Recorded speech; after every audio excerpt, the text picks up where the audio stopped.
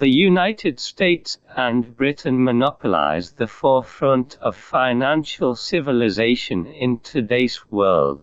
The United States and Britain have taken the lead in entering the financial civilization, and each has its own expression of financial civilization. The financial civilization of the UK is a classic conservative model, mainly banking and insurance, which effectively helped the Industrial Revolution and trade development of the UK avoid risks. The financial civilization of the United States is mainly represented by the investment model, represented by the stock market and derivative markets.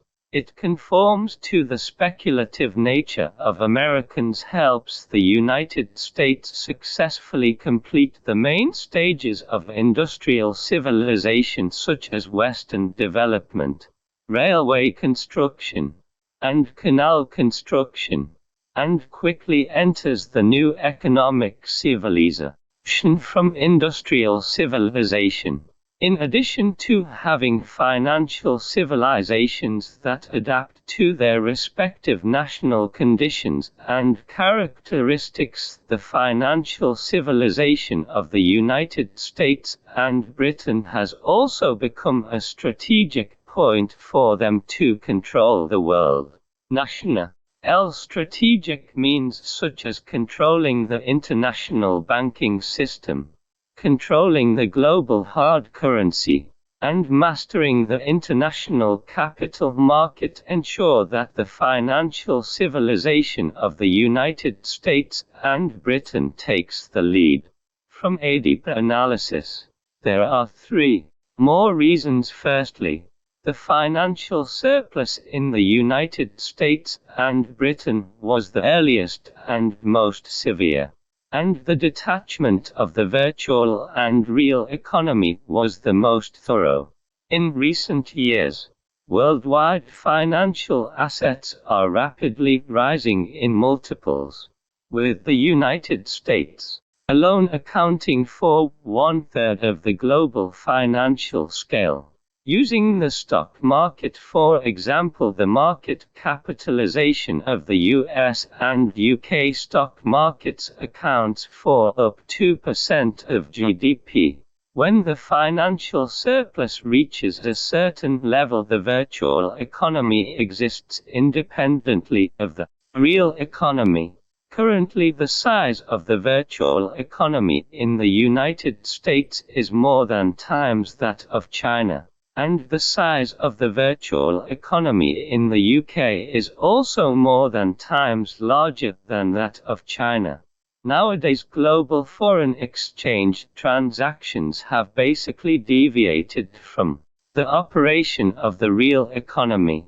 Among the daily transactions of $1 trillion do not have any trade or production background, purely for the sake of profit-seeking needs of funds. The operation of this part of the virtual economy follows its own laws, such as high vulnerability, conceptual pricing, etc., fully reflecting the game rules of financial civilization, which are completely different from the game rules of industrial civilization. The detachment of excess financial capital from the virtual and real economy provides a prerequisite for the formation of financial civilization, can provide speculation opportunities for funds. Since the beginning of FIS, inconsistent words and actions constantly applying to increase investment quotas while loudly short-selling the stock market have been exploiting the policy uncertainty, instability, and unpredictability of the Chinese stock market to profit. On the other hand, the more complex a system is, the more stable it may be. On May, China's A share market unexpectedly fell % due to an increase in stamp duty. On the same day, the H share market only fell percent while the B share market fell more than percent. This phenomenon has been referred to by foreign media as the strange phenomenon of Chinese corporate stock prices. For foreign investors, the chaos of China's finance is evident. In addition, China's finance is opening up to the outside world, and in the face of various disturbances from external forces, Hong Kong can play a buffering role to some extent. It can be foreseen that China's finance will be forced to develop greatly in the process of being utilized, and the stability of complex system self-organization. However, the complexity and chaos of the financial field itself not only confuse foreign financial capital, but also the management of China. It can only be a matter of cracking down on the situation and being dragged away by the situation. Fourthly, the Chinese-style social liquidation is the most peaceful. It is common around the world that too much funds need to be liquidated. The law is only expressed differently in different economies. In the classic market economy, the outbreak of financial crises became the main way to evaporate funds and close positions. But it brought about severe economic fluctuations and social unrest. For example, the Asian financial crisis caused many large companies to go bankrupt. In South Korea, people also used their household gold products to help the government overcome difficulties. Under China's special way of settling funds, the administrative liquidation has replaced the severe financial crisis.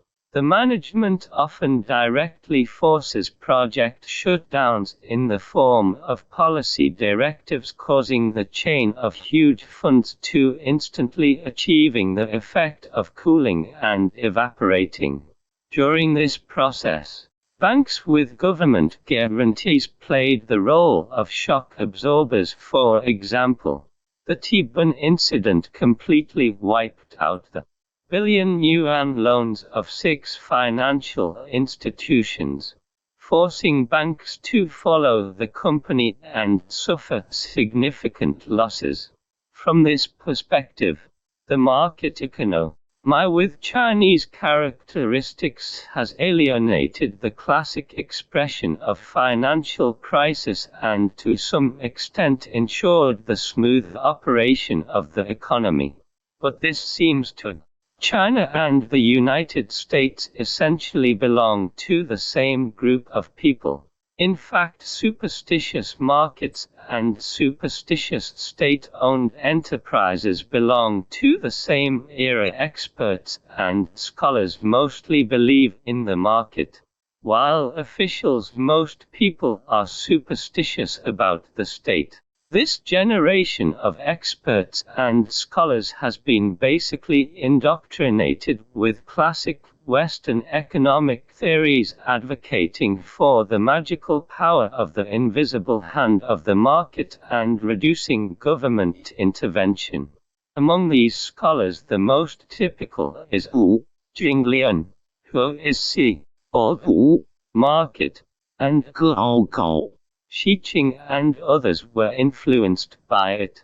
As for contemporary officials, they always believed in the power of the government, believed in cybernetics, and preferred to concentrate their efforts on major issues, which was also the main source of the lingering state-owned concept.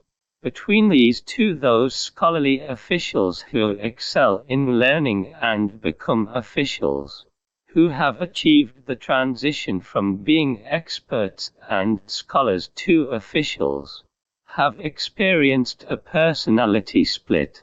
They are both superstitious about the market and difficult or resist the temptation of state-owned enterprises, towering above the temple and guiding the country. To put it simply, they are using the market to gain benefits and administrative monopolies to profit from competition.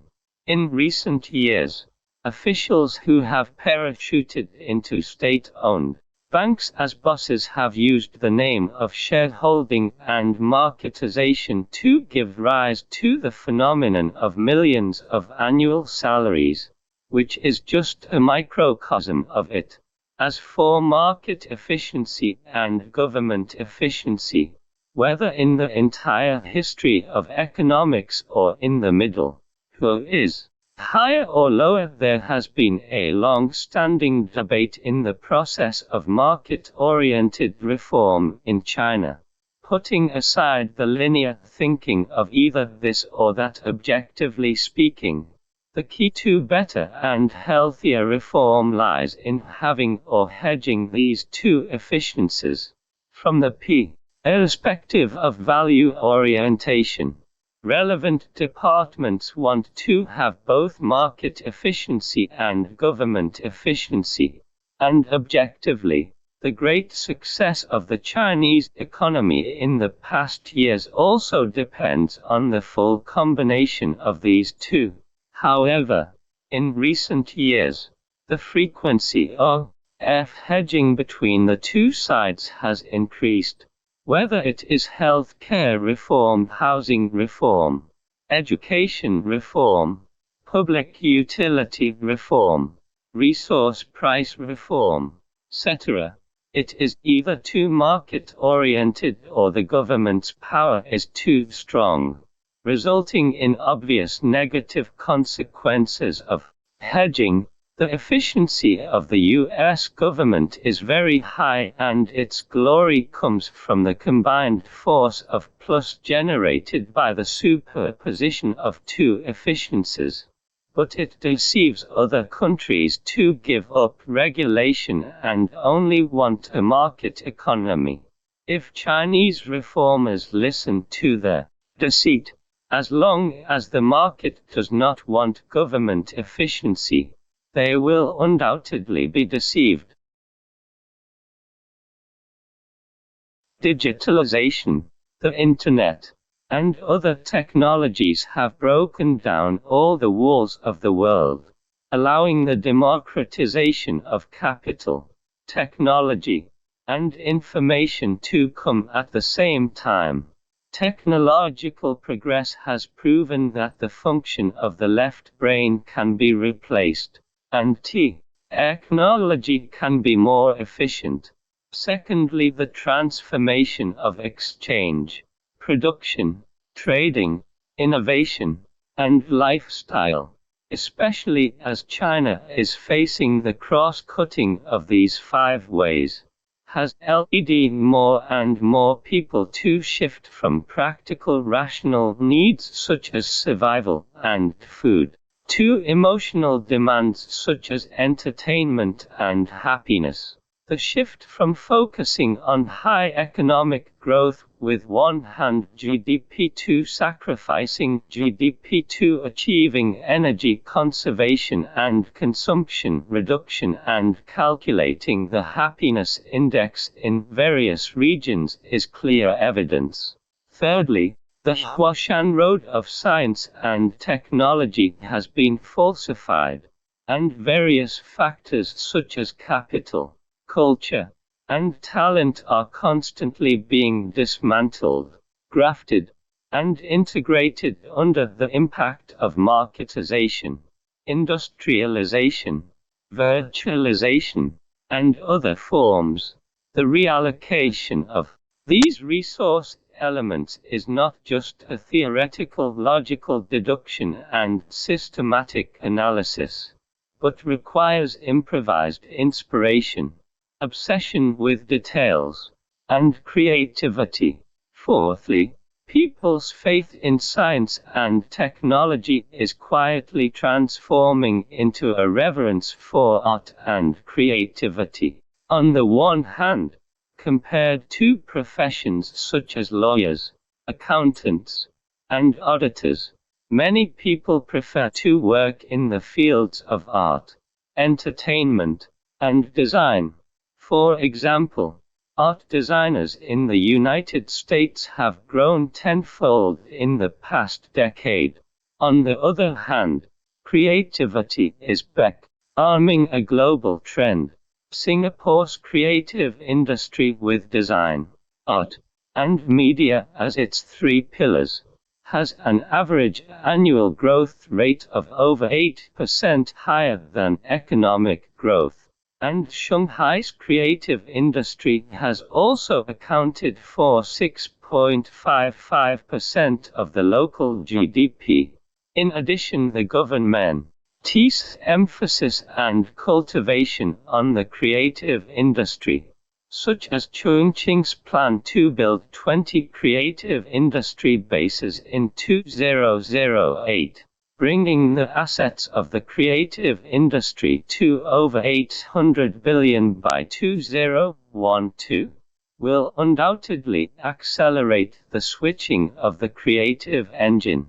As a result, with AGIM, left brain control is clearly outdated, and the thinking style of the younger generation has shifted from left switch from brain to right brain.